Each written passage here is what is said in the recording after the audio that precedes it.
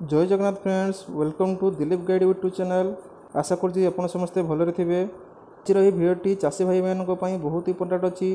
जो चाषी भाई मान अंचल केनालटे ना से गोष्ठी उठा जलसेचन प्रकल्प द्वारा चाष कमटी चालू रखिंट भिडियोटी बहुत इंपोर्टाट अच्छी। भिडियोटी लास्ट जाए देखूँ। बर्तमान राज्य सरकार द्वारा गोष्ठी उठा जलसेचन प्रकल्प पुनरुद्धीकरण और सुदृढ़ीकरण ऑनलाइन आवेदन चालू रही। यह आवेदन प्रक्रिया 5 अगस्त 2025 रु स्टार्ट हो 20 अगस्त 2025 तारीख में शेष हो। तेणु आपण मान अंचल जदि आपण गोष्ठी उठा जलसेचन प्रकल्प द्वारा चाष कामटी करुँच तो जदि सही अंचल कौन भी गोष्ठी उठा जलसेचन प्रकल्पटी जदि आपणकर अचल अवस्थार अच्छी ताकू सचल करने आपणकर ऑनलाइन आवेदन करें।